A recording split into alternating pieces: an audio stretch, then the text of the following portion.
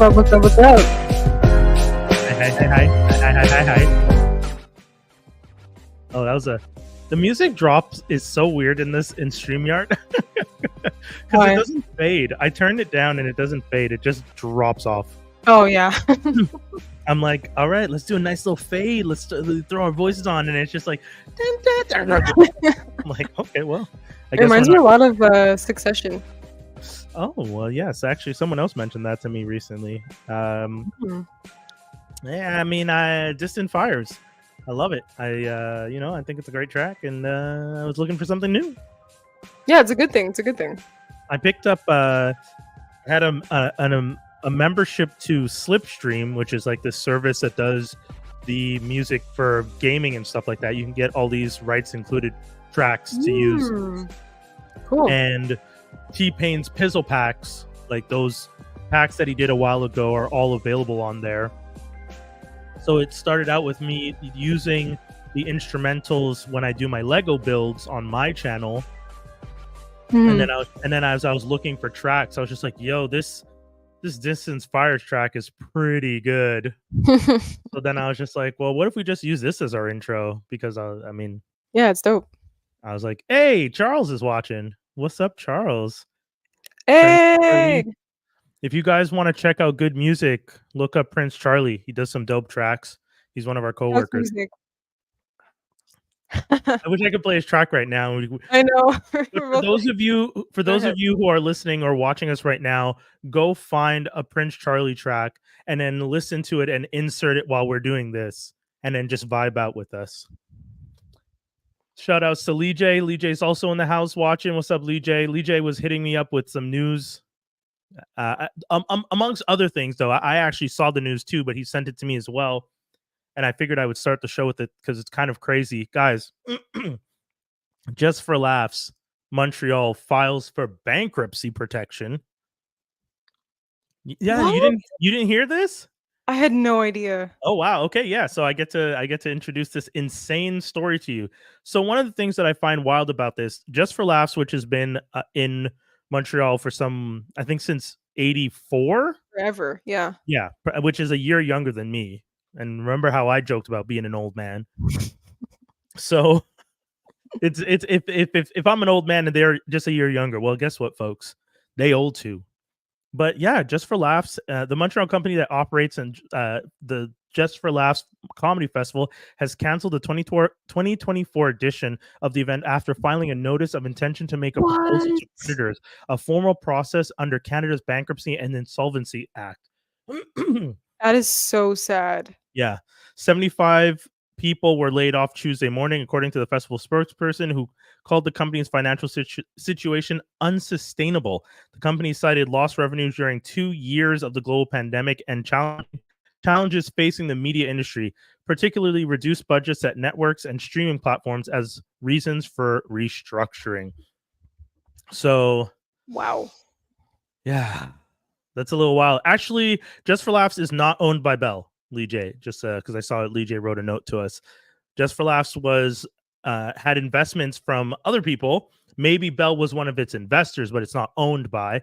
And one of the investors is Howie Mandel, actually, who invested recently, from what I understood. So I'm actually really shocked because, I guess he was doing okay, but I've heard Howie Mandel talk about his situation on podcasts, and it sounds like the man made quite a bit of cash when he was hosting Deal or No Deal. Like, he did okay for himself if he was able to partner up with some people and invest in Just for Laughs to try and keep it alive when it was already having issues. And now, unfortunately, it seems that it hit another problem. The thing that I find the craziest, though, this is the part I was going to mention, they're still doing the Toronto edition of Just for Laughs in September.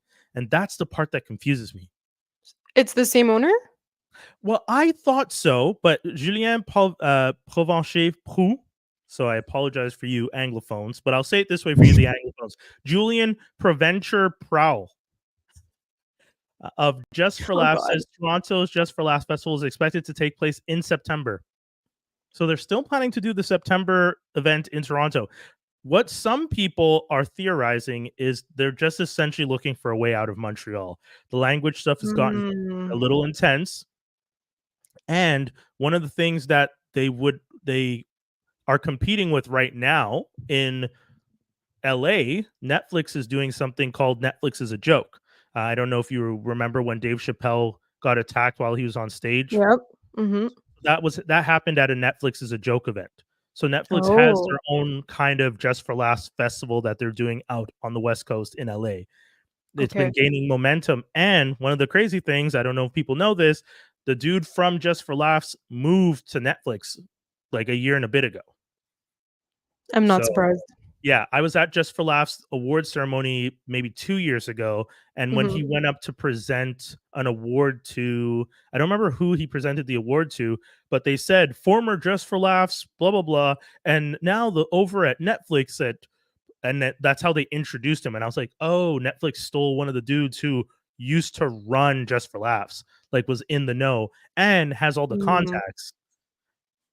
okay. So, yeah, so I I mean, really I feel like Netflix is just gonna take over everything at this point. I refuse to give Netflix a penny now. I am not giving them a Good for penny. you. Good for I you. I everything I watch from Netflix is through my sources. I source your content, Netflix. I sail the seas, as I like to say. You need to teach me your ways. I mean, I use my family account, but still. Yeah. No, no, don't worry. I got you. Don't worry, homie. I got you. We gonna talk. Okay. For those of you who don't know the sources, don't worry. Don't. You know what? When we when if slash probably start the Patreon. Maybe I'll do a whole thing about the sources on the Patreon, and then we you got to pay to get the information on the sources because the sources are great. They Yep. provide because and we talked about this a couple years ago on the podcast when all the companies started launching their own streaming sites. We kept Mhm. saying eventually it's going to become too much because in the States you had Netflix, you had Prime, you had Hulu, and that was it a couple years ago. Like maybe what, 5 years ago? Really? That's Yeah, it? because in Canada we had Netflix, we had Prime, we had Crave, and Yeah. then that was it. There used to be something called Show Me, but that got shut down. It was like Rogers and Shaw and all those guys. So there's like different versions of Crave and stuff, but they all got shut Mhm. down. And in the end, it was just Crave, Netflix, and Prime. I used to be able to get to Hulu when Hulu first launched here in Canada, but then they started locking down the region thing, and even a VPN couldn't give me access to Hulu anymore. So I was like, Yep. cool. But as far as I knew, those were the only streaming services. Sorry, I'll say major streaming services because there's already other small ones. You know, like Yeah. Tubi's been around for a minute, Mhm. and some of those other smaller ones with advertising and whatnot. Yeah, yeah. But then everyone started to realize, like, oh, Netflix is just essentially doing what Amazon did to like bookstores. Like, you guys are just taking our and selling it, and we're getting a percentage. Why are we giving you all our stuff? So Peacock from NBC Universal started. HBO launched their HBO. What was Yeah, the? there's also Paramount, Yeah, Paramount Plus, which used to be called CBS All Access, yeah. What else? and you had so you had Peacock, CBS All Access, which Apple is TV, Paramount, Apple TV, Disney Plus, Crave. Hulu, Crave. Mhm. So all these services, and Oh my in god, one of there's a our million. and in one of our episodes, we actually did a breakdown of how much it would cost annually to do For all all of them? the services. Yeah, and it came out to like 250 something dollars plus taxes a month if you were to subscribe to the base level plan of all those services. In which case, some of those services still had advertising. Like Peacock, the lowest tier Wow. had advertising when it started. Yeah. And now, Prime is doing advertising now. Yeah, which is one of the reasons I'm leaving Prime. I'm not staying with Prime. I refuse. My thing with Prime was, and I had this conversation with a friend recently. I don't mind that they want to add advertising. I don't mind that they want to charge a $3 if you want to get rid of the advertising a month. What I do mind is I subscribe to Prime, and I have Prime from October because that's when I subscribed to Mhm. October every year. Yeah. And you decided to make your change in January. Oh, So right. So that's most of the year. yeah, so most of the year for me, because I had only 2 months, Yeah. 3 months maybe of the service without ads, and then in January all of a sudden ads jumped in, and I was like, okay, but y'all said like I already paid for my subscription for the year, And so there's why no, do I? like, I guess there's no reduction if you just No, it's $3 for everybody. The weird thing though that I'm finding is there are shows on Prime that don't have ads. So I was Are watching there? news. Yeah, I was watching News Radio yesterday. News Radio is an older show, so I don't know if they didn't want to put ads because they're just like no one's watching it. It wouldn't pull in enough money. Mm. Not sure. I'm not sure if because that's the other thing. As much as I don't like Prime, what it is Prime now has an advertising division. Those guys are in charge of the ad placements. So if I'm a company and I want to put ads on your service, I'm asking you to make sure you put my ads on the most viewed content because that's where you're gonna get the most views, the most eyeballs. So Yeah, someone's which makes sense. Yeah. right. So that's why I'm wondering if there's a reason they didn't put ads on something like News Radio, which is a show from like 20 years ago, maybe even more, Mm.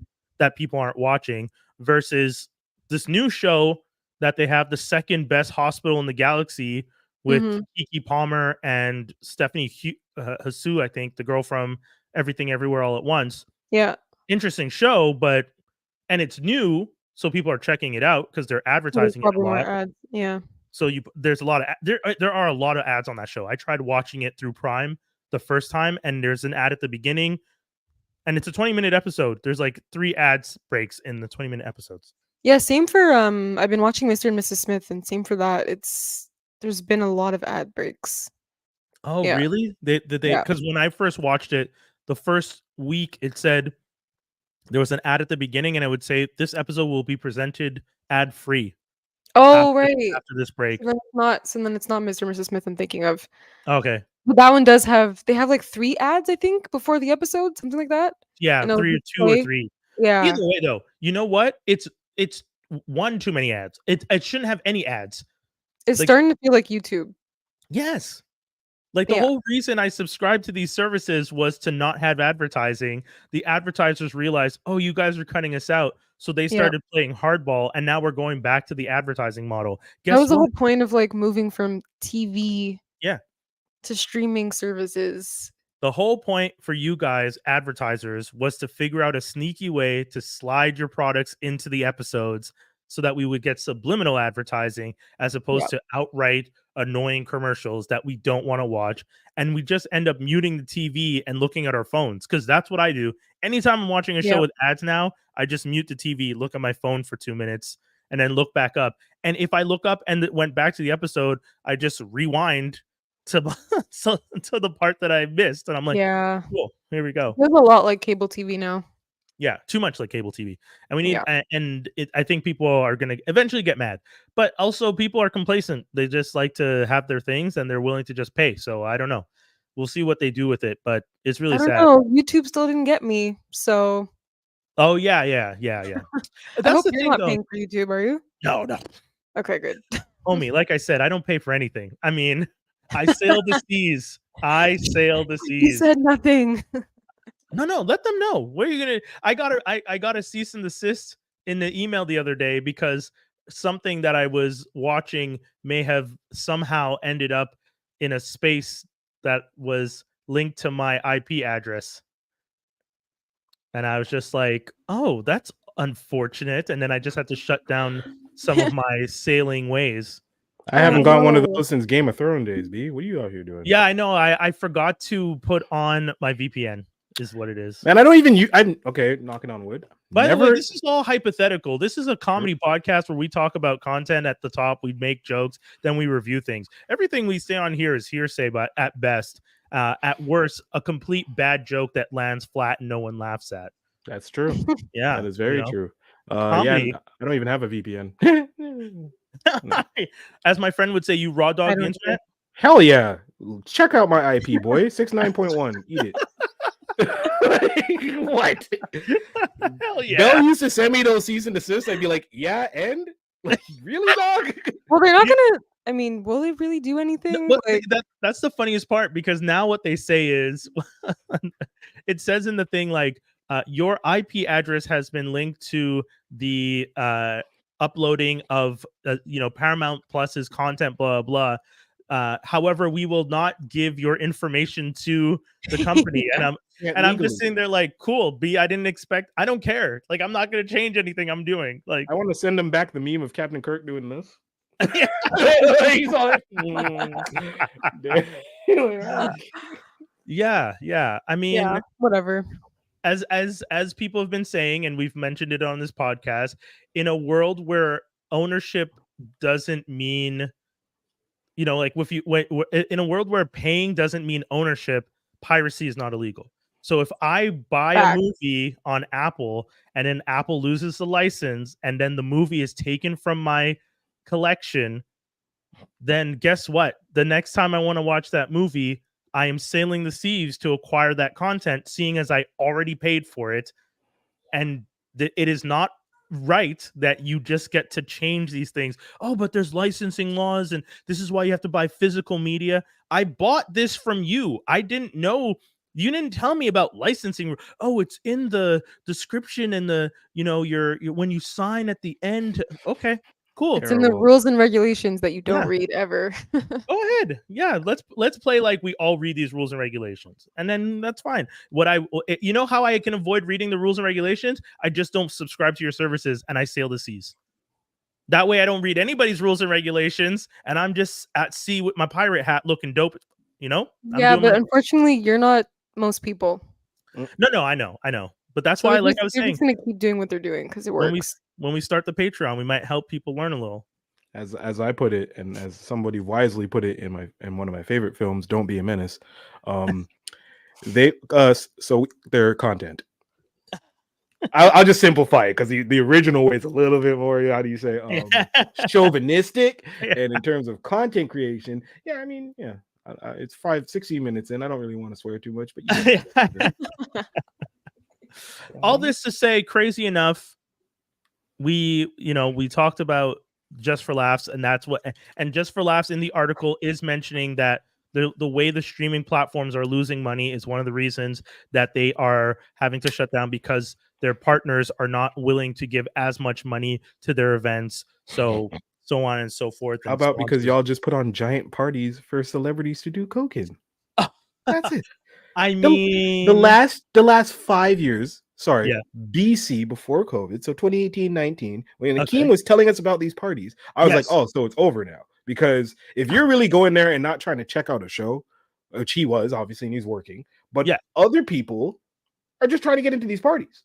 Yeah, I mean, I got into one of those parties. You got into one of them parties. I got into one of those parties, and I'll tell you. So, first-hand account of being at the variety party at Just for Laughs 2 years ago. Like at the party. Like you can't even top that party. Yeah, you variety. Got invited to the but party. This is not the late night party. This was the day party. So I didn't get to go to the night party where they get even crazier. You're telling me they're partying day and night? 24/7 for 2 weeks. Okay, Ness. It's crazy. Okay, hold on. Let's not surprised. Let's start from the beginning. Let's for Laughs has an event every day, right? You have all the shows every day for the whole time that they're there.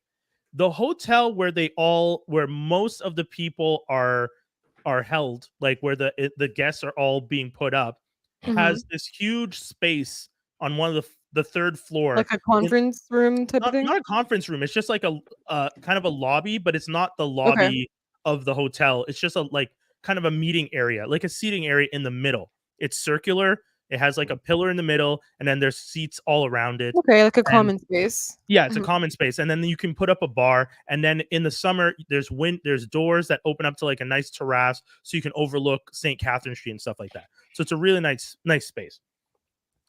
I have been to the evening parties there before my friend Akeem even invited me and hooked me up.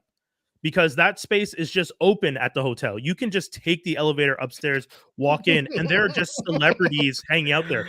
But the reason what was that hotel that had the in-ground pool that people used to just go there on Mondays? It's like the same kind of thing. Oh, what?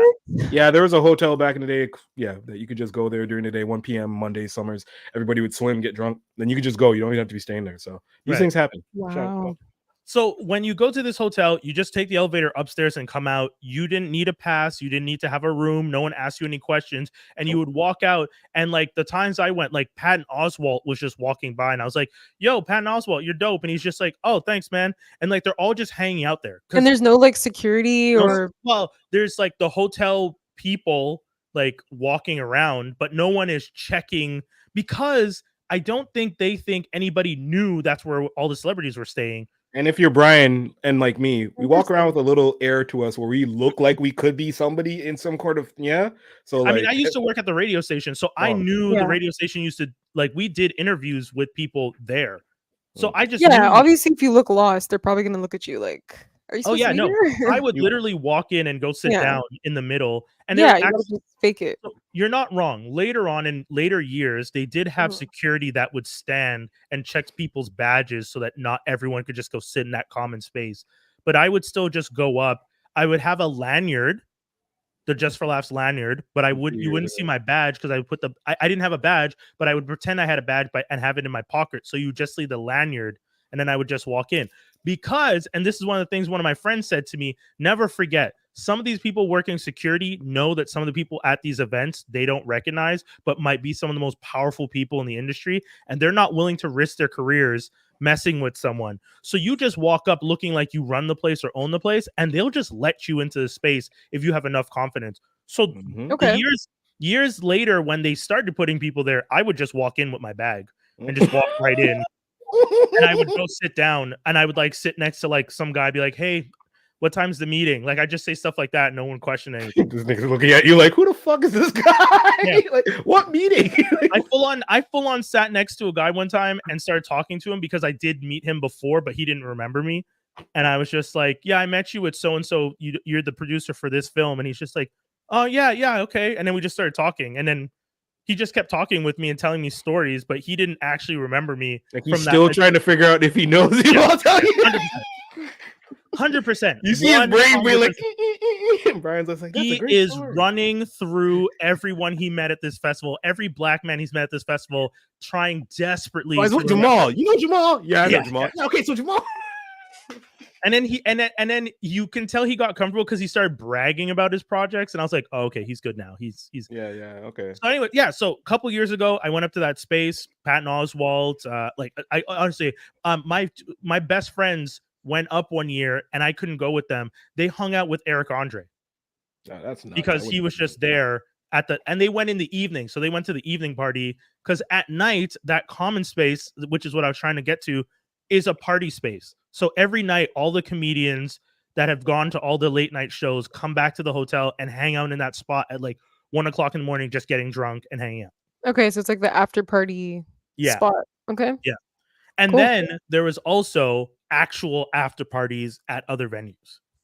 For sure. At clubs and whatever. Right. Yeah. Okay. So we had our buddy Akeem who's been invited to some stuff. I've been invited to some stuff.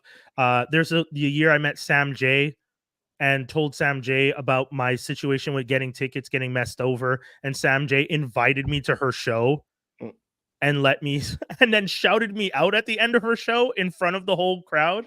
And I was just like, Brian, I was like, yeah, no joke. Sam J is on stage and goes, "Yo, shout out to my, thank you to so-and-so that this, and shout out to my boy, Brian. Brian, where are you?" And I was just like, and in my head, I was just like, she cannot be talking about me. And she's just like, "I met you on the street, Brian." And I was like, "Here?" And she's like, "Yeah, shout out to my boy, Brian. Couldn't get in, but we got him." And I was just like, "Hi." And everyone's just like, glare. Like, who is this man? Why are we? I love celebrities like that. So good. Sam J is fantastic. So Just for Laughs has had parties and has done well for it. As someone who's watched this happen before, because CMJ, I've talked about CMJ in the past, College Music Journal in New York. They used to do that festival every year. And I watched that festival over 10 years get progressively poorer and poorer as the music industry lost money. Like the first year I went to that festival, porn stars were hanging out. Like Tara Patrick showed up one day. Snap. And we're all like, "What the hell is Tara Patrick doing here?" Currently looking her up. Yeah, Tara Patrick was a very famous porn star. That's an OG, in the 2000s. And she just randomly showed up with her husband, who is an actor.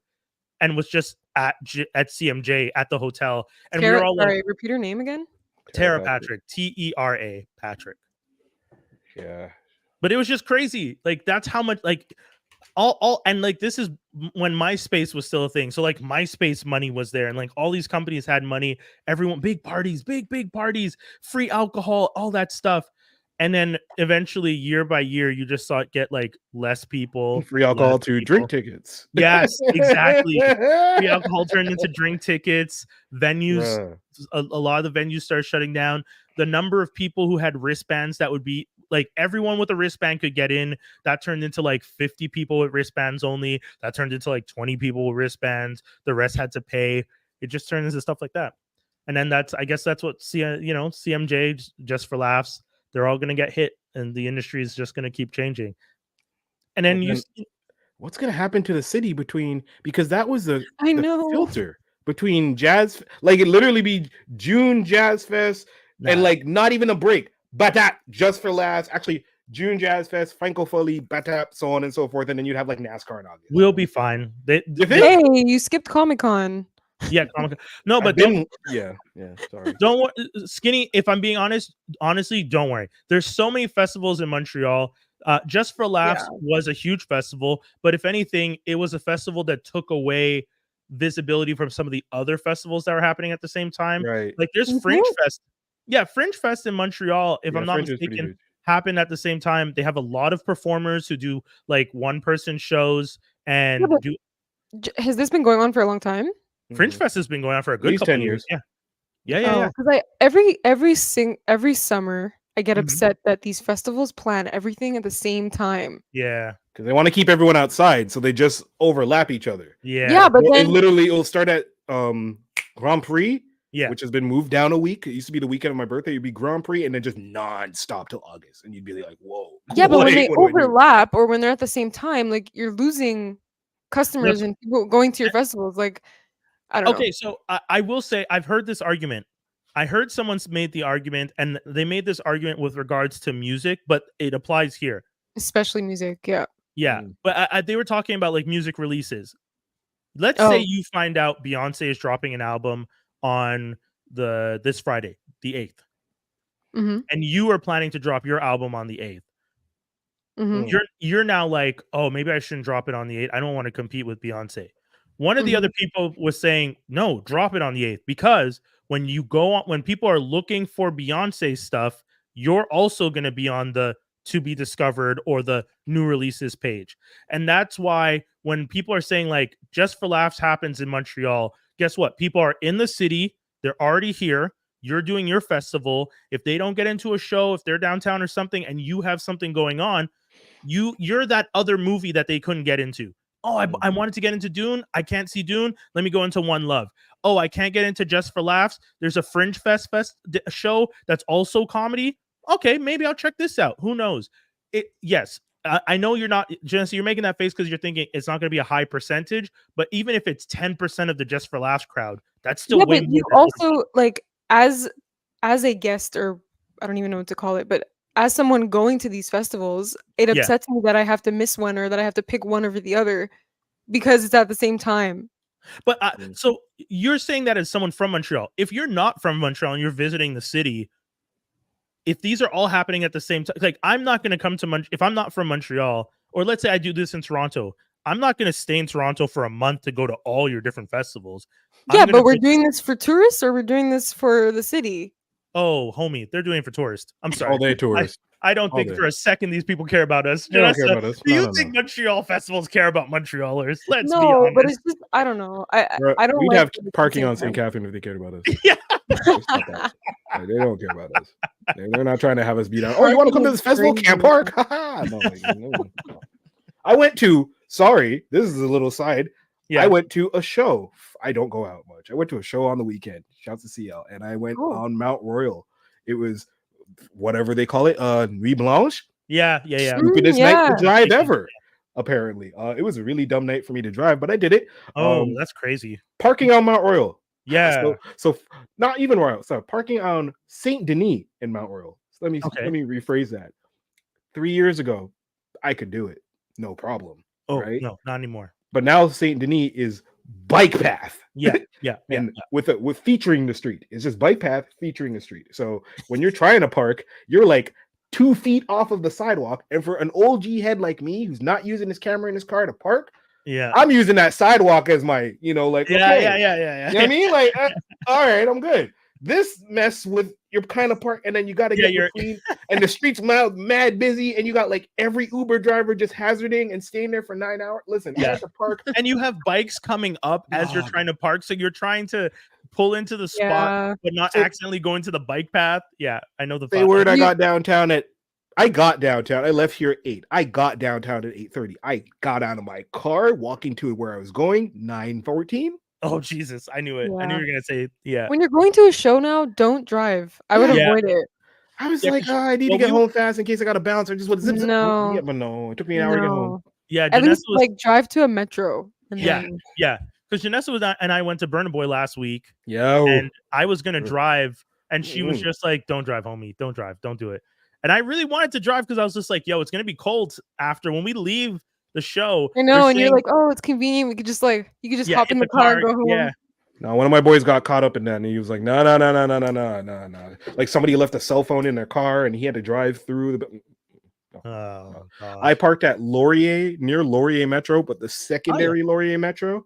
So there's the first one near. Entrance? Yeah, the other secret near St. Joseph that nobody talks about or whatever. Yeah. So went over there, parked. I was like, cool. I guess. Like at this point, it was like no parking here between 9 and 11. I was just like, bun that. Like I'm just gonna let me just eat the ticket, go to the show. I didn't get a ticket, knock on wood, but like it's just like, come on, I'm never coming. Most people now though, like a lot of my friends when they're driving, they'll just park in a place where they can get a ticket, and they're like, whatever, I'll just pay for the ticket. Yeah, I'll take the L. Skinny told me to do that one time. I remember we were supposed to be going to Nerdstock, and I'm driving around, and I'm just like, yo, I can't find parking. He's just like, man, just come park on St. Catherine. I'm like, yeah, there's literally signs that say no parking. It's just like, dude, everyone's parked here right now. Who cares? I'm like, no, I'm not gonna. And it was like 2021, so we had just started getting back outside. Rules didn't make no. People weren't paying attention. People were like, what?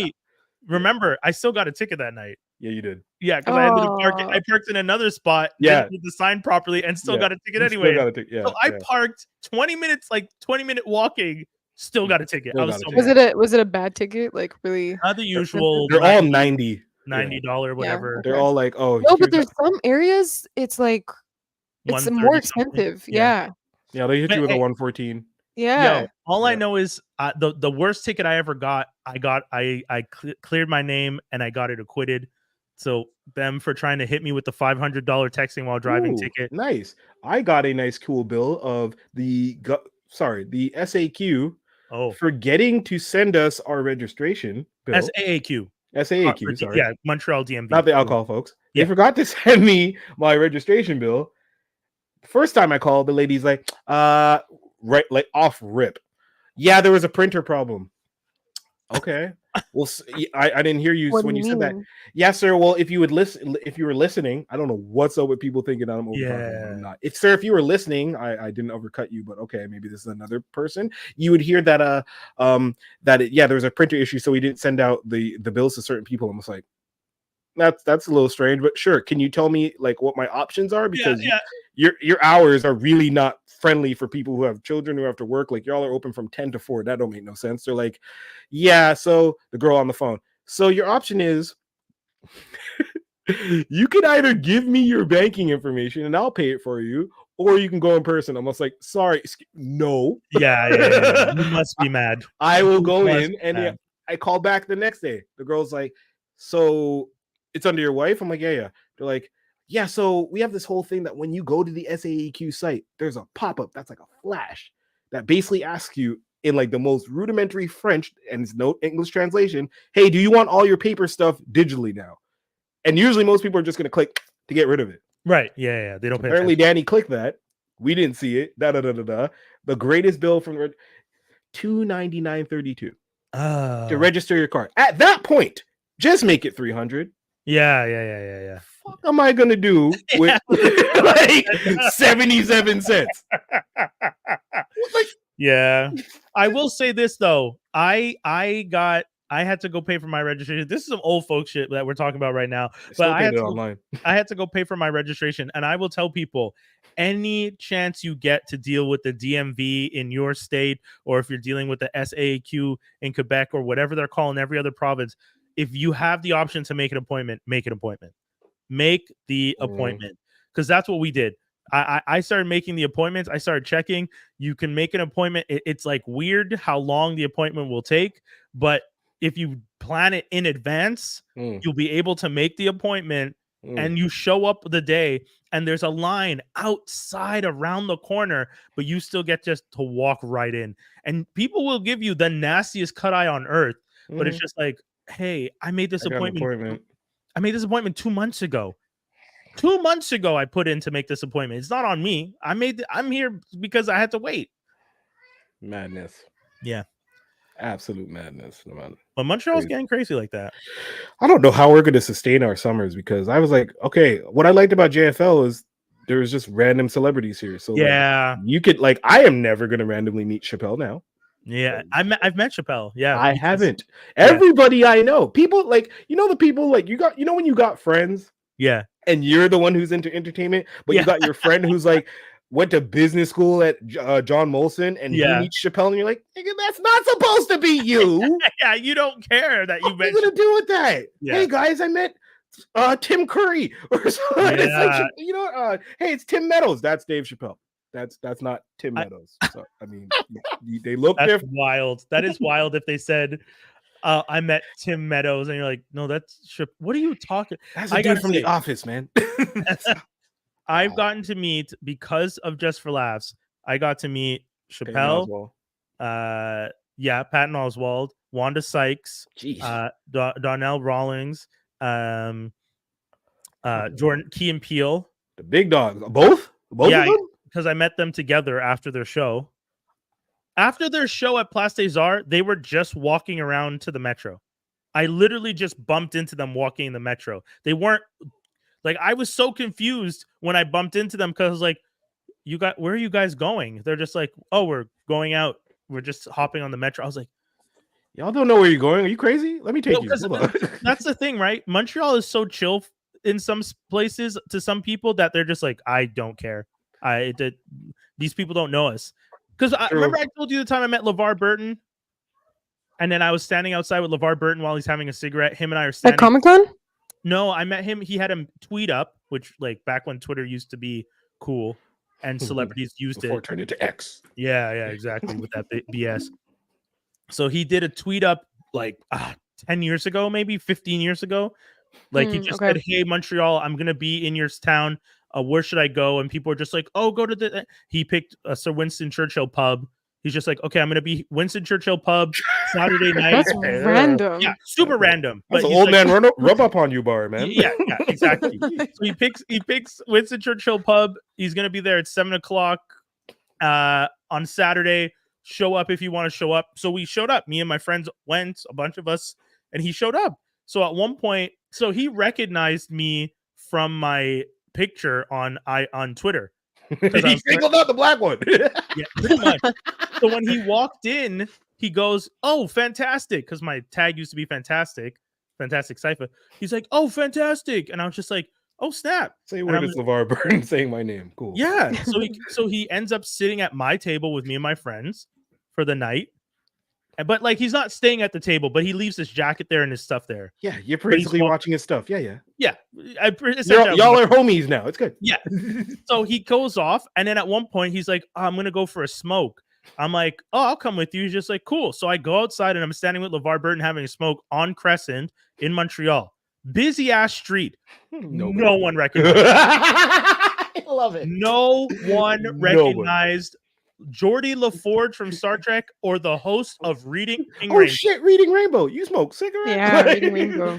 Can you imagine standing next to one of the most recognizable actors of to you, this is one of the most recognizable faces that you grew up with, and every person on the street walking by, no clue who they are. But he also because I met him at Comic-Con, and he walks around like he owns the place, and almost as if I don't know. It's for him, it's not You know I'm not why? working. You wanna He's know just like, why? I'm chilling. I'm talking to everyone. Here's the reason why. Because in his head, he's like, I taught all you niggas how to read. Yeah. All y'all know how to read because of me. That's facts. That is so I good. mean, kinda, yeah. He did. But that's it. Like, there's like people who walk by. These two cute French girls walk by at one point, and LeVar is just like not flirting, but was just kind of like, "Oh, hi," and the girls are just like, "Bonjour," like, you know, pure Quebec, like, yeah. "Qu'est-ce que vous voulez?" And they're talking French. They don't speak English, so he's just like, "Oh," and I'm like, "Oh, I'll translate," and he's just like, "Oh, just tell them I'm just saying hello." He's like, "Oh, he like in French." I'm like, "Il vous dit bonjour," and they're just like, "Okay," and I'm just like, and I look at them, I'm just like, "Vous reconnaissez pas l'acteur?" They're like, "Acteur sur quoi?" And I'm like, "Star Trek, Reading Rainbow, comme c'est un des animateurs d'une émission d'enfants, un des plus populaires dans le monde." Like one of the most popular faces for children education in the world, not just like North America, in the world. Reading Rainbow was like a PBS show. But if you're French, if it ain't Pastoral 2, it ain't nothing. Exactly. And I said that. I said, it's like the equivalent of Passepartout in English. And they were just like, "Oh, wow, okay." And then they're just like, and then they just kept walking. And LeVar was just like, "Wow, okay, I guess that didn't impress him." And he damn, I ain't shit. Yeah, it took a drag, and then we went back inside, and that was it. Oh man. Yeah, in Montreal, I'm not surprised. Yeah. So, but like, we have a reputation like that because I think is it Madonna who says she likes to come to Montreal because no one even talks to her when she's walking down the street? She's not the only one. There's yeah, all the Botox. No one even recognizes her. Oh damn! No, I'm not being mean. I don't know what Madonna looks like now. I saw a picture. I'm like, oh, cool. I was scared once when I saw a picture she posted on Instagram. Face pulled back. Really? No. Well, I saw a picture of her with. I saw a picture of her with Eric Andre recently because he ended up at her show. And then you know how Eric Andre is. He had his bare ass and everything. And Madonna was like sitting next to him being like, "Ha ha ha ha." And I was like, "Oh God, this is." Did you recognize her? I mean, I knew it's her because I like it's her IG. So I was just like, "Oh, it's Madonna." But it's also like her on stage or Eric Andre. Like you can recognize. You guys say that, but you would recognize Madonna if you saw Madonna. Let's not act crazy. I don't know. You don't? Nah, B, I don't know. Oh my God! I don't know because there was a time Madonna switched up so many times I didn't recognize her. Like, okay, Madonna doing Vogue and she had the short blonde hair and she kind of had the Marilyn Monroe look. Like, got that cool. And then she did the sex book and it was cool. And I was like, all right. Then she did Take a Bow, and in that video, almost like, who is this woman? She did not look at all the same between. I don't remember what she looks like. Take a Bow. Her hair is super. It's right before she did Vita.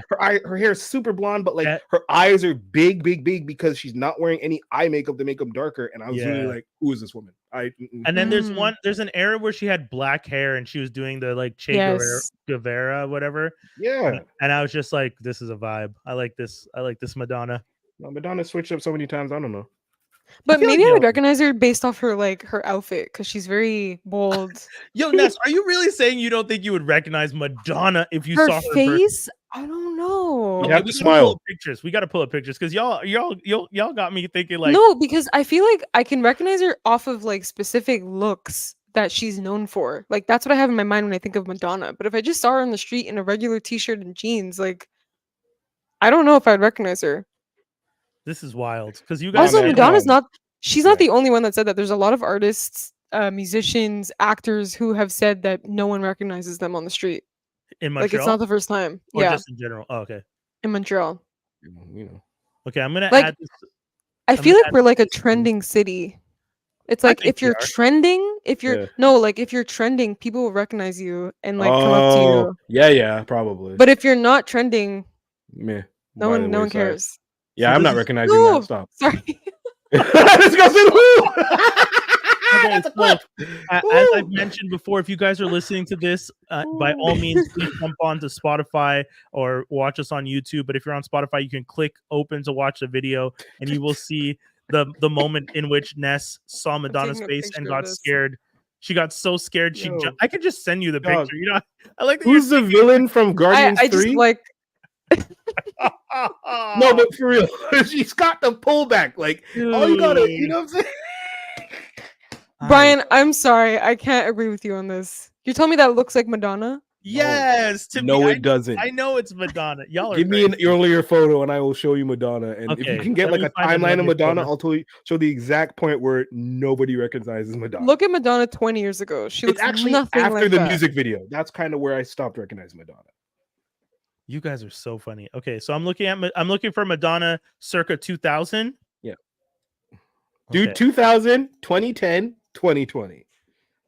It's terrible to do that to somebody, but you know. Hold on.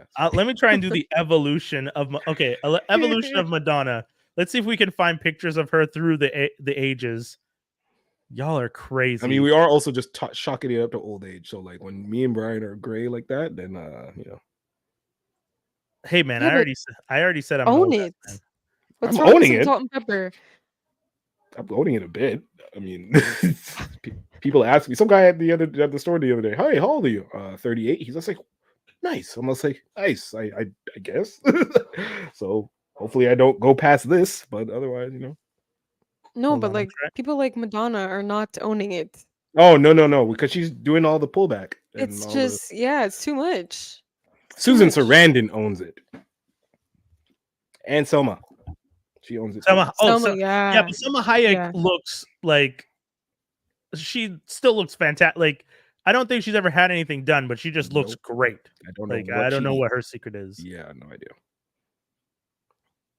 Okay, so this is just mean. This is I found I'm gonna share this. I feel bad right now sharing this because it's a mean what they did. Show it. Yeah, show it. I'm sharing it. Hold on. Show it now. So they did this tool where you can slide across Madonna when she was younger, and then slide over. You see what I mean? So this is Madonna when she was younger. No, it's not. No, it's not. Who's that? That's Madonna when she was young. Yeah. Okay. Sure.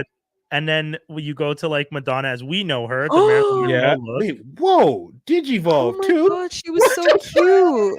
Like, what does she do to herself? I don't understand. You're young. You don't. This is how Madonna looked when I was a kid. This is how I know Madonna. I was introduced to her. No, but I know. Yeah, like okay. Show her like a prayer. But I know her. I know her like this. I just don't understand. Like looking at her pictures right now, I don't understand what she did to herself. Little Kim type plastic surgery. So exactly. This is Madonna Little Kim too was so cute. Oh, Little Kim was very cute, and she really like. That's the one. That's it. See, that's the one. This is the last version of Madonna. This is Madonna. That's what I remember her as. 2004. Yeah, Madonna 2004. You know, she kind of Guy Ritchie and her just kind of living that life. You know, had her daughter Lourdes, and then exactly. Then we started getting into like the surgeries because you could see the cheekbones. She looks normal there. Yeah. The face, but like look at her how long her face is here, and then look. Yeah, but rising. You can like people do Botox and it looks natural, right? It's just it becomes a problem when it's like there it is. There's a switch. This is when she started doing like the weird she's stuff. Doing too much. Yeah. I don't know. That's a wig. And then this. Yeah, no. Anyways, that final form is crazy, bro. Yeah. we were supposed to talk about movies and ended up going on a wild tangent talking about Madonna. We haven't even gotten close to talking about the stuff we were supposed to talk about. This is insane, but it is what it is. Madonna, we love you. I know. God. How did we get to Madonna? We were talking about because we were talking about how cool Montreal is and how people don't care. Yeah, don't worry, I'll bring it. This will bring us back somehow. I don't know how you guys will feel about it, but I'll test it with the crowd. So for those who don't know, I have a young one. She is named after a lioness queen, Sarabi. Cool. Yeah. Neighbors just get a new dog. Why is it the fuck that they called that thing Nala? Right? Rude. Right? Okay. So I'm not crazy because my wife's like, oh, this is cool. And I'm like, nah, this ain't cool. I'm not. I don't feel that. They know your kid's name is Sarabi. Rat. That's just gonna ask. Do they know? Yeah, they know. And then they named their dog. They got a puppy that's a month old and called it Nala. Maybe you inspired them. I inspired them. I'm inspired this footnet. How are you gonna inspire someone to name their dog? The dog. Don't name your dog from the same family as I named my. Don't name any. Pick any other. 101 Dalmatians. How many? Yeah, Pongo, Pajita, whichever. Any dog, but don't use the name in the family and the film that. I named my daughter after a queen. You're gonna name your puppy after a prince? Get the out of here. What are you doing? I mean, if it was same lineage. No, it's probably after Lion King. It's 100% after Lion King. That's why we did that. King, but still. But it's also see? Now I'm confused. Wait, his can you explain? daughter's name is the queen mother in Lion King, Mustafa's wife, Sarabi. Oh, you're actually talking about the movie. Okay. Yeah. The way I didn't even know that. First of all, name for his daughter. Yeah. I was taking it as if it's an actual like royal family. No. It might be in the future. I was just like, wow, nice name. Who knows? Who knows when she rules over the light skins? We'll see. But we don't know. But yeah, it's just I see. Okay. But yeah, weird. you definitely inspired them. Yeah, but I like that. I inspired them. In my head, I almost feel away, but okay. Yeah, I too would feel away. One song playing in my head, like some type of way. And it's not like it's a child; it's a dog. So yeah, which is even worse. I was gonna say that makes it worse for me. Good name on a dog. But I'm playing devil's advocate here. But like in their defense, there's a lot of dogs named Nala. Wait, isn't the name Nala used for the dog in Korra, the last Airbender? Let's see, probably. I myself have friends with dogs named Nala. Like you put in Nala, and that straight up the first thing is Lala. Oh no, the dog's name is Naga, Naga. Okay. Oh.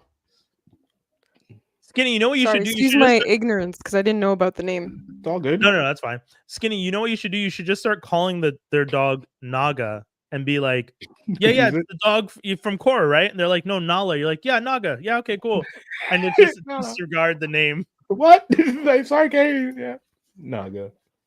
Shout out to you, Naga. They don't. Yeah, they you get to pick, guys. I do want to talk about this really quick, but I feel like we should talk about Dune more. Oh, that's where because I haven't seen it and I'm going to want to see it, and I don't think it'll be boring, like our friend Dave said. I know Dave is wild, wilding out here. Dave, I tried not to read it because I only saw it last night and you guys were talking about it. So but Dave was talking about how he saw Dune 1 and found it boring. Yeah.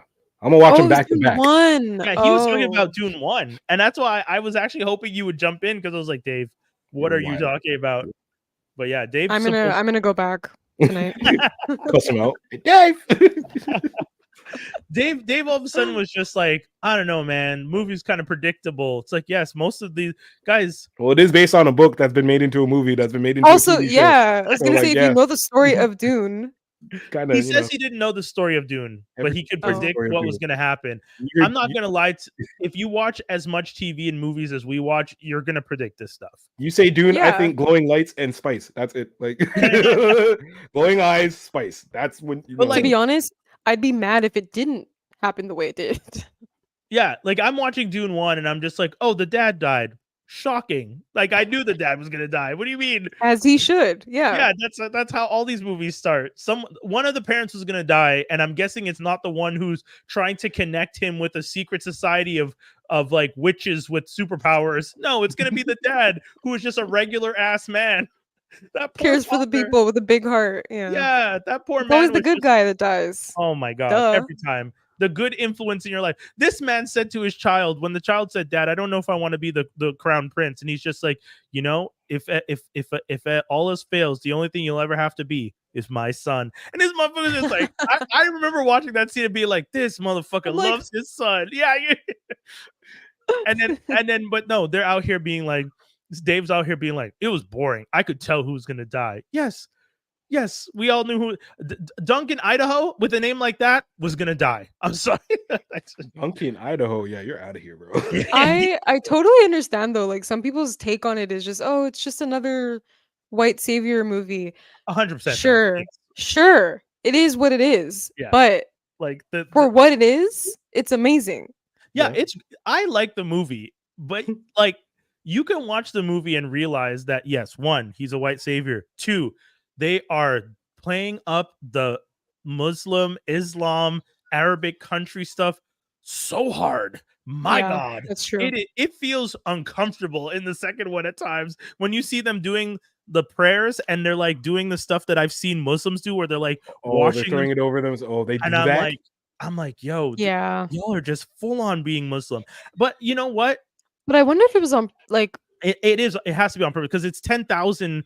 It's the year 10,191. So in my head, I'm like, yeah, maybe this is what Islam becomes. Yeah, but I'm like, is it like what makes it offensive? Like where's the line, right? Like it's like that's what made it uncomfortable a bit because it's like, is this? For me, it was more discomfort in watching it because I was just like, you are definitely taking from Arab nations and like their practices, and you know, like at one point I was in a chat, I was in the comment section of something, and someone was just like, well, you know, in the movie, it's not about race, it's about class. Like it's a class system. Yeah. I'm like, you can say that, but your class system has everyone of lower class depicted as a person of color and everyone of upper class depicted as white. And the person never replied to me because I was like, I don't know what movie you're watching, but guess what? all the lower class people were Arab or brown, Zendaya mixed, and then all the upper class people are Florence Pugh, Austin Butler. Where was Batista? Batista. Oh, really? Yeah, Batista. Yeah, but remember, dark as hell. Batista doesn't look like a person of color in the movie. They have him painted all white. Oh. He's a Harkonnen, so he looks like Austin Butler's character, where they have the all white thing. So I don't want to spoil anything, but I did a full I have something to say about that. I have a full spoiler review on the page on FXA Media. You guys can go check out. So yes, I'm gonna watch it. Yeah, actually, because I only saw the movie yesterday, but I was not happy how they used his character. I don't want to. You weren't happy how they used his character. Austin Butler. Austin Butler. Yes. Oh, interesting. Was he different from the books? I didn't read the books. Oh, okay. Because from what I understand, he's very true to the character. No, maybe it's true to the story, but I just didn't like that aspect of it. Like I didn't like how his character was used. I feel like he had so much more potential, and they just. Oh yes. He is I don't want to spoil anything, but I mean, I don't feel bad saying this. He is essentially the yin to Paul Atreides Yang. Like he's his counterbalance, and even referenced as so by some other characters. So I think, and this is something that I found about the movie. I understand that Paul is the hero from what I'm learning now, because everyone decided to spoil the other books for me and tell me what happens in comment sections and stuff without me even meaning to. Like I just opened my comments, my replies in IG, and people are just like, well, if you didn't know, blah blah blah blah. I was like, oh, y'all didn't have to spoil. But anyways, Paul Atreides is the lead, is the main focus. It does feel very much like a white savior story because it is, you know, Timothée Chalamet doing his thing, and you're kind of like, okay, I get it. He's a white dude who is going to be the leader, the religious figure for this Arabic culture, or Arabic placed, like, influenced or styled culture. His mother, who's a white woman, takes over as the spiritual, like, leader. The mother. Essentially she becomes the Virgin Mary of this culture. Yeah, I can't remember what her name is already, but her name is Mother something. Yeah, the Reverend. Reverend Mother. Reverend Mother. Yeah. She's like the Virgin Mary of this culture. So, you know, and yes, it's a lot of whitewashing within the culture. Because even one of the main things that I liked about the movie is the fact that Zendaya's character, Shawnee, constantly being like, bitch, it's supposed to be one of our own people. Why are y'all bending the knee to this white man and his mother? And she was another character I didn't think that they used. Thank you. Well. Oh, I can't wait till you watch my review then, because I say that in my review. I had so much to say about the use of not even just her, all the women in the story I felt were used in a way that didn't impress me. And I understand like I said, I understand that Paul Atreides is the lead. He's the focus of the story, and it is watching his rise. So, I need to read the books, but yeah, I know, right? I do actually like how they use the mother though. Okay. I think she's a great actress, and she was giving some like she was doing Rebecca Ferguson. Amazing performances. Yeah. Ferguson really brought it. But yeah, Zendaya's character, I think they underused. Yeah. But also even Austin Butler. Yeah. Like Florence Pugh too. I didn't think she did all that impressive. Florence Pugh also, exactly. Yeah. Like she's a great actress, and I did not see that in this movie. Yeah. So it's funny. Yeah, I was gonna say, based on the press tour, I expected those actors to have so much more. And then when you watch the movie, you're just like, oh, you guys were just to focus on the press tour because you're famous and not because that's you the do thing. Even Anya Taylor, like, oh yeah, true. I forgot like, she was in it. Are you kidding me? That pissed me off. That pissed me off. I'm not gonna lie. That was the one thing in the movie that I was like, are you fucking kidding me? Like, plus it was this huge thing when they were on tour, on the press tour. It was this huge thing how like everyone was freaking out that she was the surprise guest, the surprised face in the movie. And it was like, for that? Yeah, she was in the movie less than the girls are in their costumes in the Madam's Web movie. I think it was like a total of 30 seconds. Yes. She literally, and do you even hear her voice for more than 30 seconds? Yeah, I think you do. Okay. There's a couple times where like her and Paul are talking. Yeah.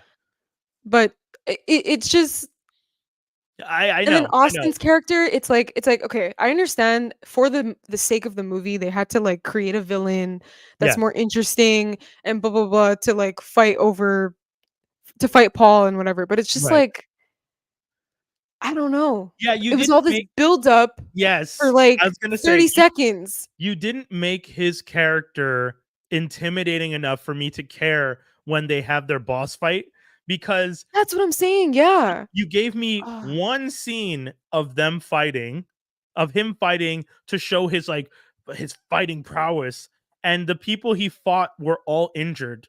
And I'm like, what? This doesn't impress me. And then you tried to spin it like, oh, not everyone was injured. 2 of them were injured, but one of them was okay. And you're like, no, one of them gets attacked and his shoulder gets injured while he's fighting. And then Austin Butler's character, Fed Routha, wins. And you're like, well, you didn't win a fair fight. You know, like this wasn't a real fight. You're not intimidating. That's why, like, but as an introduction to his character, I was like, okay, whatever. They're trying to make him look like a badass, whatever. Yeah. But it's like, I thought before the ending, he was gonna at least have a couple more fights in between that were interesting. You know, it's just his character had so much potential. Yeah. And then it was like, I'll describe him to people. Yeah, I'll describe him to people. It's funny you say psych. I was gonna say he's essentially playing Patrick Bateman, American Psycho, but in Dune. Because you know when like you know, like when the girl comes in with the knife and he's just like, is it sharp enough? And he's just like, and he just stabs somebody. Like he stabs for no reason. No reason. He just starts like digging. Like, I don't know if you guys know that expression, but in prisons when they stab someone, they call it digging when they repeatedly stab the same area. He does that to this girl, and you're like, what the fuck is happening? That's what I'm saying. It's like they made him this like crazy character who's like out of control, and then it's just like all this buildup for like that, and you're like, really? Like, anyways, maybe it's true to the story in the book, but I absolutely love how it was directed. Denis Villeneuve is fantastic. King. Did you hear the story of how they shot the fight scenes that he had in the Gladiators pit? I didn't look at anything because I only watched it last night and I got home late. So the fight in the Gladiators pit is black and white, inverted. Huh? So that's why it has that kind of crazy kind of color scheme to it. It's black and white inverted, so that the colors would have that kind of weird, intense detail to them. Sorry, let me just see which one you're talking about. The Gladiator pit. So you know when he's fighting the 3 guys? Yeah. We're spoiling that he fights 3 guys, but it's in the trailer, so I don't feel like I'm killing you guys with this one. guess But what? I did notice that during that scene. I was like, why did it change? Yeah, so that's it. So under their sun, it's supposed to look like that because they have a black sun. So like when you're under a black light, it does that weird effect. So they use that mentality to be like, okay, cool. We're gonna invert everything under the black sun. Oh, that's cool. And I was just like, oh, that does look good. Yeah. So I was listening to the director of photography, I think, talk about it. And also the costume designer had to talk about it because the costume designer had to change the costumes because they didn't look, the colors didn't look, the white started looking black on the film. So they had to change whole sections of costume and stuff like that. And I thought that was cool. Yeah. So that's cool. Yeah, I mean everything, the sets looked amazing. The shots were amazing. Yeah. Oh my gosh, some of the shots. Yeah. Wow. Yeah. Wow. Zendaya when she is, spoilers again, but I mean this again, not a spoiler. Zendaya shoots a rocket, but like the shots of Zendaya shooting the rocket and how they cut that shot. So I'm not spoiling it for you, but that shot is so well done, and you can tell that Denis has like this really interesting eye and concept for how he wants things to look and how he wants things to feel, and specifically some of those shots were really good. The shot too where Paul is like there's like an area they're attacking whatever and something blows up and he's just staring at it. Oh yeah. And they show like a pen. Is it a panoramic? Yeah, and I was like, whoa. Yeah. Even the I mean, I don't want to spoil everything. Were you gonna talk about worm riding? Yeah. Yeah. Yo, I mean, again, that's in the trailer, but he worm rides, and that looks dope. I gotta say, that scene, I think it's my favorite scene in the movie. If you told me I would find someone riding a ancient worm, desert worm, interesting, I'd be like, that sounds stupid as all. Right? And then you watch the movie, and you're like, this is the coolest thing I've seen. like what? You should have seen me in the movie theater. I was literally like, oh yeah. I was getting so hyped up like watching that. It was insane. I still think I like the first movie more than the second. I know some people have told me I'm crazy. But there's things, right. There's things I liked more in the second, and there's things I liked more in the first. So overall, though, I like the first more. If you're asking me which one had cooler elements to it, the second one has cooler moments, but overall, I didn't like that movie as much. The first one doesn't have as flashy elements, but to me had a better overall story, overall feel to it. From beginning in the first one? Yeah, from beginning to end, the first one felt more consistent to me, whereas the second one has moments where I'm like, it felt jumpy, and I guess maybe that was intentional because you're supposed to feel like Paul, because it's starting to pick up. Yeah, and you're supposed, and I feel like Paul is supposed to be going through a tumultuous situation and doesn't know how to handle everything, and then you're watching the movie and you have, like this segment and this segment feels this way, and then this segment feels different, and then like sorry. I think I actually didn't think about which one I liked more, but now that I'm thinking about it, probably the second one. Okay, cool. Yeah. But I like how the first one was executed. Like, I think the first one was executed better. Right. But the second one, because so much happens and they dive more into the characters, there's a lot more character development and like, showing the culture and all that. Like, it was a bit more, because the first one is really good as an introduction. Yes. As like a, this 100%. Is what Dune is about. This is what, this is where it's going to take us. Yeah. But then the second one is like, it's really getting into what it's about. Yeah. So I think maybe that's why I would like it more, but someone said this, and I actually mentioned it in my review, but I'll say it again. The first movie is the appetizer. This movie was an entree. And I understand that mentality. For me, though, it felt like the first movie was an appetizer.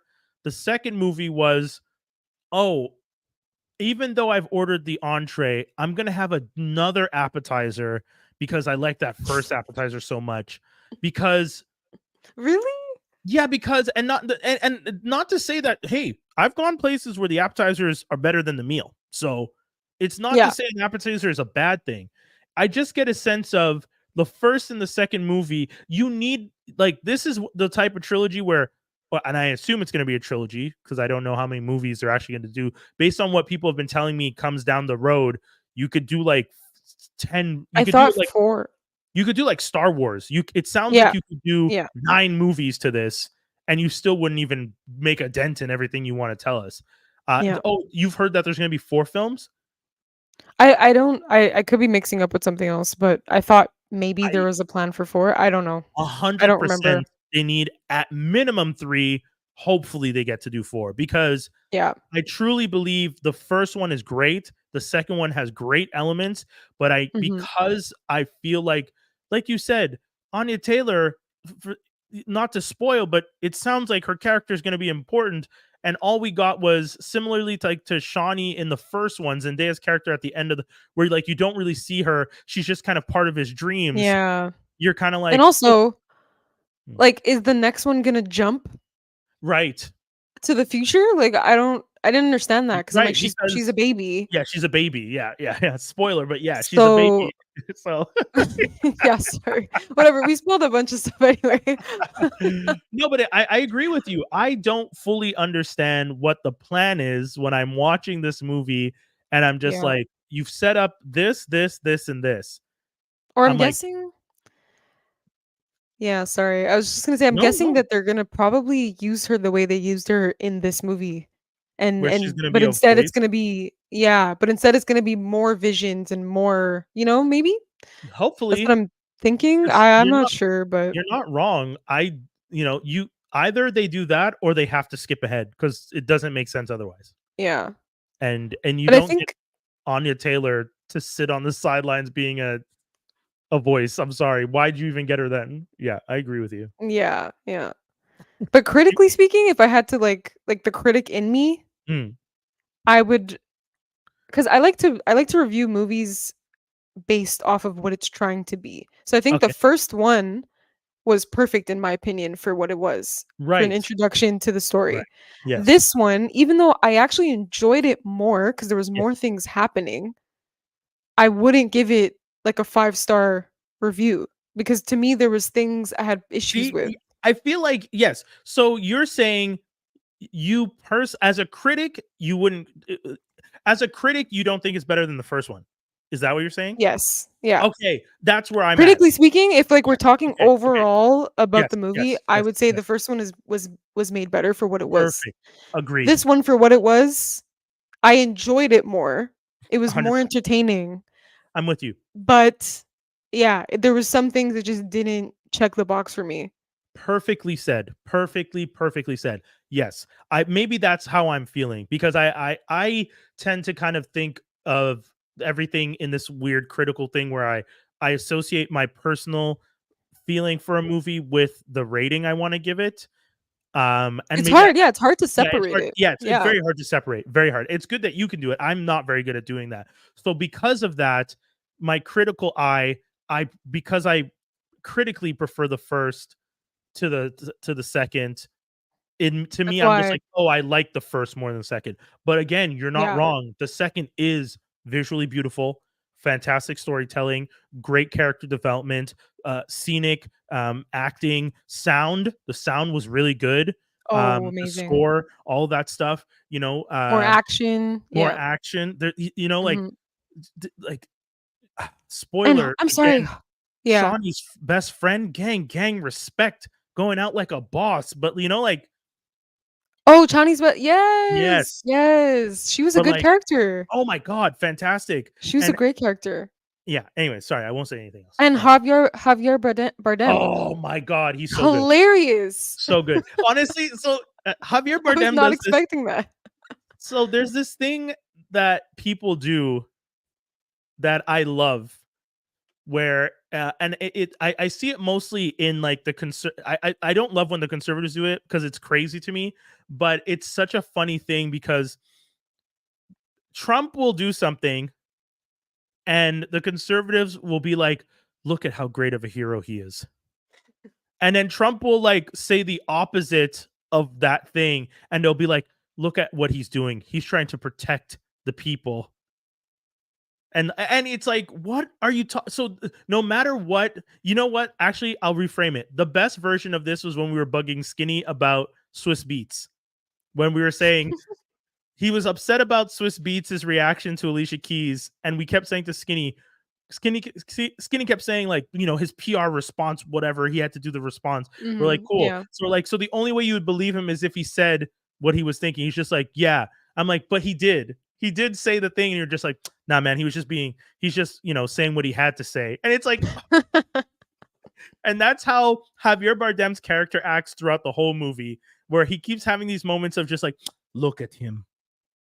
He is being so noble.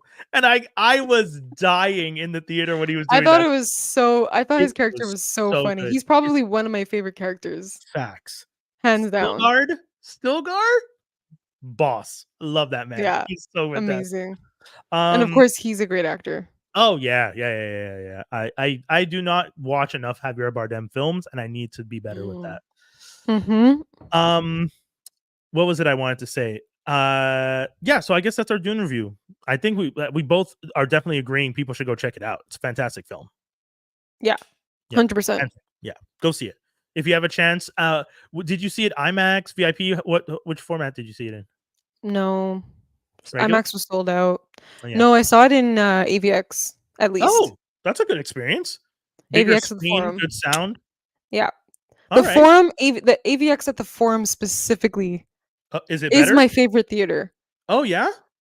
Yeah. Cool. I mean, I love IMAX. Yeah. But it's not like just my preference. I prefer AVX specifically at the Forum because I don't think the one at Scotia is that amazing. Okay. Yeah, because the Forum AVX is a huge theater.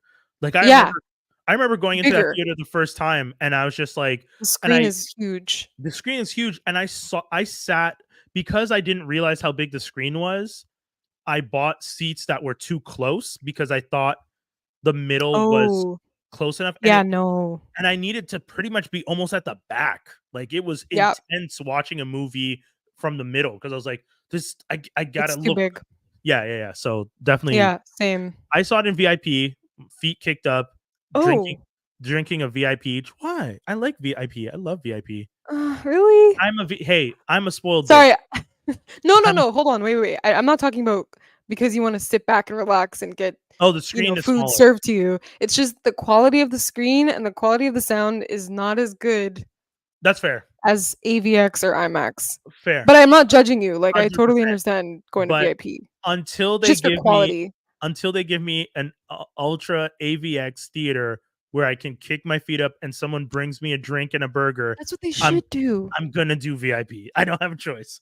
I don't understand. VIP is supposed to be this like extravagant experience that you're paying extra money for. Why are the theaters not AVX? The screens are so small. There's one VIP theater that has one of the smallest screens I've ever seen, and every time I see a movie in that one, I'm always just like, God damn, this is almost slightly just bigger than my TV. I feel like I'm watching just a little bit bigger than my TV. I know it's funny, but it makes no sense. But at least I pay for an overpriced slushy vodka drink, and I'm okay with that. Worth it. Totally worth it. Yeah, so go check out Dune. I will say very quickly about the BBC 3. There are 2 shows that are coming out, or at least, sorry, let me rephrase. BBC 3, first of all, is what I now call England's CW. The type of shows that they're putting out are very CW, MTV type shows. There's 2 shows right now that got released this season. One show is called Domino Day, which is about a witch and her trying to figure out her powers. If you guys look up Domino Day, I'm seeing a lot of people reacting, like a lot of the like people who are into like witch and Obeah and hoodoo and stuff like that are finding it interesting because at least it seems like the show is trying to do those types of characters justice. So go check it out. And then the other show, the other show that is it good? A Domino Days episode 1 and 2 I enjoyed. I don't know how my partner liked, but I liked them. I did like them. Why'd you make that face? Oh, did I? You said 1 and 2. Did it get bad? I didn't watch the rest yet. I only watched episode Oh, 1. okay. Sorry. Okay. I've only watched the first 2 episodes of that show. Okay. The other show that they have is a show called Borders, which is spelled Boarders, and it's about kids at a boarding school. It's about 5 black kids who get a chance to go to this really prestigious white board. It's not a white boarding school, but it's a boarding school that's predominantly just white students. That show actually got picked up by Tubi and will be available on Tubi in Canada as of March 8th. So in 2 days. I was planning to do reviews of each episode before they dropped. I will not have a chance to do them because I couldn't even finish the show myself. In true British fashion, there's 6 episodes, but they're 45 minutes. And one of the things I always say about British television is they actually pack in their shows. Like, there's never a wasted moment in a British show to me. Every time I've watched a British show, I'm like, oh, every scene is a scene. It's not like sometimes where American shows, for some reason, you're just watching someone listen to music. And I'm like, what the fuck am I watching? Why are you sitting? There's a lot of filler. Oh my god, the filler on American shows sometimes drives me nuts. But the Brits don't do filler. They like every scene, especially when you're watching the show Borders, every scene is a commentary on something. You have these 5 black kids. There's a girl at the boarding school who is mixed, who doesn't tend to identify with her black culture. There's a whole sub story about that, like her interacting with her because she ends up being roommates with the one black girl that ends up there. So there's a very I just find the European film industry is better in general. Oh yes. I was saying, so when I was talking to my partner, one of the things I said was, it's funny because I call this the British CW, but the British CW is probably better than American network television. You know what I mean? Yeah. Like that's just the British shows just always have more. I just find them better. It is what it is. So I would tell people when Borders comes out on Tubi on Friday, I know there's going to be ads. I got to watch it without ads because BBC 3 version of the show didn't have ads. But I would say if you have a chance, episode 1 and 2 is very good. My favorite character so far is Jaheim. I think I try not to, but unfortunately I do identify with Jaheim because Jaheim is this character who is kind of a street thug, but you realize like, oh, he's actually super smart. He just doesn't have the same access as the other kids. And then, he gets beat up by the white kids at one point because he shows them up in playing rugby. Like he's never played rugby before. And then he whoops their asses. And then they all get mad because they're just like, oh, he doesn't even play this sport and he's so much better at it than you. So people get mad. Yeah. So, it is what it is. But I would say check it out. And when it comes out on Friday, I guess we should get to it because I know the kids are gonna ask us for it, but here we go. Geek news and rumors. We only have like 3 pieces of geek news. I'm trying to figure out which one I want to. I'll make the sad one last. So that we can so I'll start off with Daria character Jodie from do you guys remember the Jodie Landon, the black girl from Daria? She was like actually Janessa, I know we always joke about age and how you're like it's just a number. You're talking about the cartoon, right? Yes. Did you ever watch the cartoon Daria? I love that show. I still watch it now. Cool. Okay. Yeah. So Jodie, the character from Daria, was supposed to have her own show with Tracy Ellis Ross doing the voice, and it got canceled. They were supposed to do it like a spin-off of Daria? Yeah. I know. No. You didn't even know. Yes. It's really sad. So Tracy Ellis Ross was supposed to do the show, and they were supposed to bring it, and people are very excited about it because Jodie is a really cool character. She was very ambitious on the show and stuff like that. And Daria was a great show. Yeah, Daria was a great show. And, everyone was kind of excited for the idea of like seeing cameos and other characters pop up in the background. They canceled it before it got to air, which is really sad. But like we were saying, this is more of the problem with so many streaming platforms. You're asking, there's only so many eyeballs, folks. And they're not going to watch everything. Some of these streaming shows now probably have less than 10,000 people watching them. I'm telling you that number. Maybe even less than that. Because at one point, there was like 500 new shows being created a year spread across all the streaming platforms. You think everyone was watching all of them? My crazy ass was watching all of them, but most people don't do that. I also watch TV at 1.5, so I was about to say that. That's also a problem. So yeah, I'm telling y'all. So that show got canceled. The other bit of news that maybe more positive or maybe not, depends on how you feel. Avatar: The Last Airbender has been renewed for not just season 2, but for season 3, meaning we are getting all 3 books of Avatar: The Airbender as of right now. Now, is it possible for Netflix to decide to cancel something after they do a second season because the numbers aren't high enough? Yes. Unfortunately, it is a possibility. So, as much as I'm excited for this, I'm also weary of Netflix because I don't trust them. They don't always follow through on their deals. That's just the nature of the beast. Yep.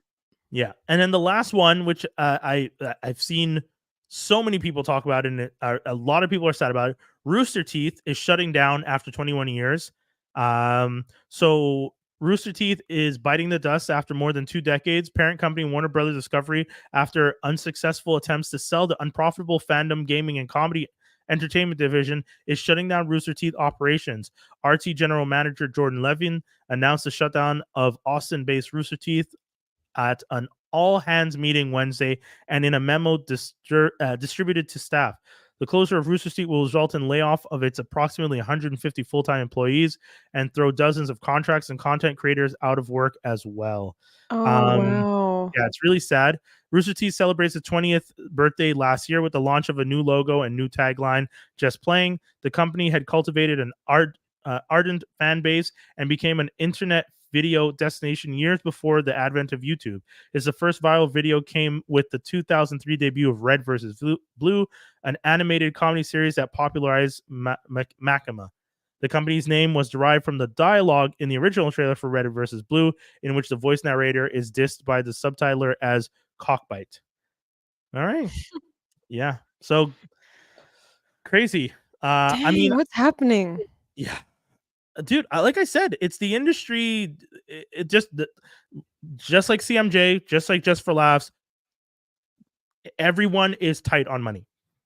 I know. And these companies keep talking about how they've had record years, but you had record years off the work that you had people doing that you weren't paying them properly for. Then they went on strike, and now they're asking for proper pay. So now the cost of projects goes up. And then you're gonna cut the projects. Like when the strike started, I said to myself, I don't expect the industry to be as let's say the industry is at 100. After the strike, I fully expect the industry to be at 70%. Like 30% of the people in the industry in California, you're not going to be actors, you're not going to be writers, you're not going to be directors and showrunners. People are going to lose jobs. A lot of people are going to leave that industry and be like, oh, there's no room for me here because the industry is not doing well. And that's it. It's sad, but it's what was going to happen because unfortunately the industry got bloated. Yeah. It got bloated. It sucks. Yeah. It's much like the money. End of an era. Yeah, honestly, I've heard people refer to the era, the golden era of television. Like you had Succession from someone said from Sopranos to Succession is the golden era of television. And I was just like, oh, wow, that's an interesting window. But, they were saying like Sopranos was like one of the epitome of HBO, good quality television. And Succession was the last show that HBO had that was of the same ilk, like that high standard, everyone was excited about it type show. And House of the Dragons might be similar, but with the industry kind of shrinking, what does that mean for House of the Dragon next year? Yeah, it survived, but partially British. It's not only an American show. So, oh, really? Well, it's partially British produced. It's a lot of British actors. It's done. I didn't. So, okay. Yeah, the actors. Yeah. Okay. So, the industry is a weird, fickle beast. This is Blockbuster all over again. Yeah. That might have to be the title. You said it in the last minute, but this is Blockbuster all over again, and it's pretty solid. But yeah, I mean, it's gonna be it's gonna be interesting to see what happens next. But with that said, thanks you guys for tuning in, and we'll keep telling you about the good stuff and how to, and as much as I say I like to sail the seas, the things that I want to support and see survive, I will figure out a way to support them. If it's not paying for them by watching them, I will be talking about them here. I will be buying the merch. I will potentially buy DVDs of shows. Moon Knight season 1, the complete series is on DVD or Blu-ray now, and I might buy that because I want to support that show because I liked season 1. So buy it before everything goes crazy expensive. that's another thing. It's about to happen. It's not even about. It's pretty much here. It's happening. Yeah, it's everything's happening. expensive now. Yeah. All right. Anything you want to tell people? Oscars? Yes, Oscars this weekend. I'm hosting a little Oscar watch party at Chaque Mois. You can follow us on our Instagram page, Not a Movie Club, at Not a Movie Club. Yep. Yeah, we're watching the Oscars. I'm not a huge fan of the Oscars, but it's gonna be fun to just. I mean, I'm not a fan either, but watching with friends sounds fun. Yeah, there's gonna be ballots. There's gonna be, oh, cool. Some draws to win stuff. So are you come guys out. gonna be doing drinking games? No, but there will be alcohol. All right, there you go. All right, folks, that's the whole show. Thank you for tuning into another edition of GeekCypha. We always have a blast with you guys, and make sure to follow us on all socials at GeekCypha, GeekCypha. And don't forget, we play old throwback episodes on Saturdays at 11 a.m. on our Twitch. So that's twitch.tv/GeekCypha. We're out. Peace, y'all. Peace out.